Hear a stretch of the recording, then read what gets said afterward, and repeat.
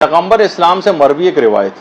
پیغمبر فرماتے ہیں جب بندہ یہ کہتا ہے بسم اللہ الرحمن الرحیم تو پروردگار عالم فرشتوں سے کہتا ہے کہ اس نے میرے نام سے ابتدا کیے، فرشتوں مجھ پر لازم ہے کہ اس کے تمام کاموں کو میں انجام تک پہنچاؤں گا اور ہر حال میں اس کو برکت عطا کروں گا۔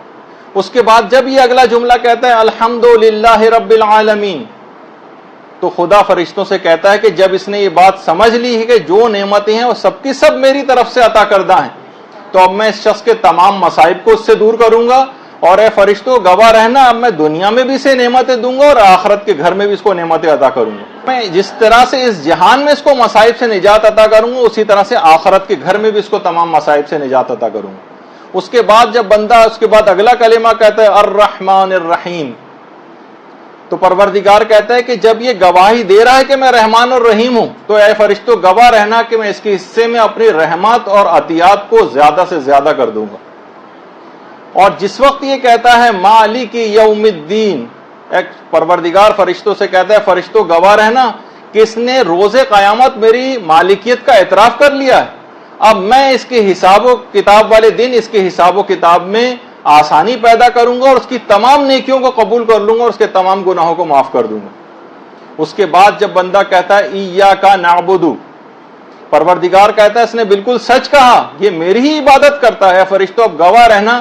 کہ اس کی عبادت پر میں اس کو ایسا ثواب عطا کروں گا کہ جو اس کے مخالف لوگ ہیں وہ اس پر رشک کریں گے۔ دیکھیے بہت اہم بات ہے، اس کے جتنے مخالفین ہیں وہ اس پر رشک کریں گے، میں اتنا ثواب اس کو دوں گا۔ اور جس وقت وہ کہتا ہے ایاک نستعین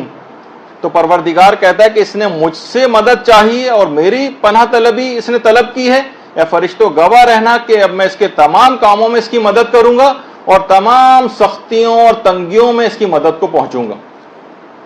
اور اس کے بعد جب یہ کہتا ہے اہدنا الصراط المستقیم اور یہاں سے لے کر علیہم ولا الضالین تک جب یہ کہتا ہے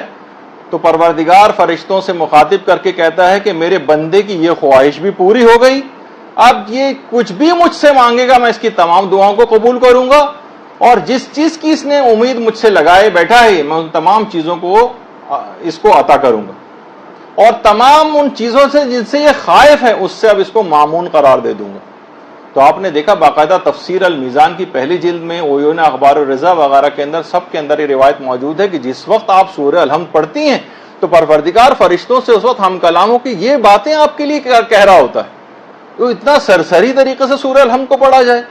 کتنی اہم بات ہے کہ اتنی چیزیں پروردگار عالم آپ سے وعدے کر رہا ہے کہ میں یہ کام کروں گا، یہ کروں گا، تمہاری ہر مدد کو پہنچوں گا، ہر طرح کی امداد کروں گا، تمام اعمال کو قبول کر لوں گا، ہر قسم کے خوف اور مصیبت سے نجات دوں گا اور آخرت تک میں نجات دے دوں گا، تمام وعدے پروردگار اس الحمد کے نتیجے میں آپ سے پروردگار کر رہا ہے۔